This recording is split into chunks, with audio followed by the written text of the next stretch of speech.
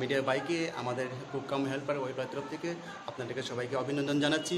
আজকে আমাদের কুককাম helper welfare কমিটির তরফ থেকে এবং প্রায় অল ডিস্ট্রিক্ট থেকে আমার 5 ডিস্ট্রিক্টে আমাদের কুককাম হেল্পার মানে সংগঠন কুককাম হেল্পার সংগঠনটা কনভেনশন করা হয়েছে।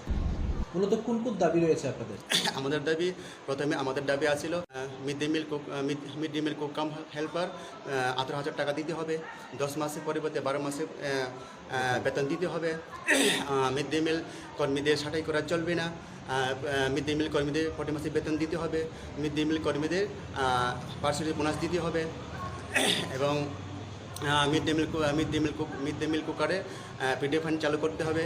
অবসরকালীন সময়ে মিড ডে মিল 5 লক্ষ টাকা দিতে হবে। আমাদের এই 9 দফা দাবিগুলি আমাদের আজকে মানে এই সম্মেলনের মধ্যে উত্থাপন করা হয়েছে। আচ্ছা, বিগত কিছুদিন আগে আপনারা একটা রোড ব্লক করছিলেন কুককাম হেল্পার পক্ষ থেকে, তো কি আশ্বাসের ভিত্তিতে আপনারা পথরোধ অবরোধ তুলছিলেন বা আজকে যে আবার কনভেনশন করতেছেন এই বিষয়ে কী তা করবেন?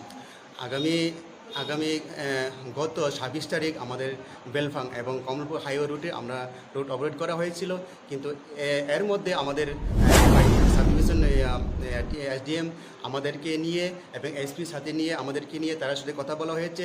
ওনারা কথা দিয়েছেন 10টার মধ্যে আপনার এমএলএ এবং ডাইরেক্টর এবং এসডিএম ডিএম সহ আপনাদের সঙ্গে আমরা মিটিংটি বসবো। কিন্তু আমরা কালকে গত 10 তারিখ আমরা 9 তারিখের মধ্যে আমরা এসডিএম স্যারকে ফোন করছিল, ফোনের সাথে আমি কথা হয়েছে।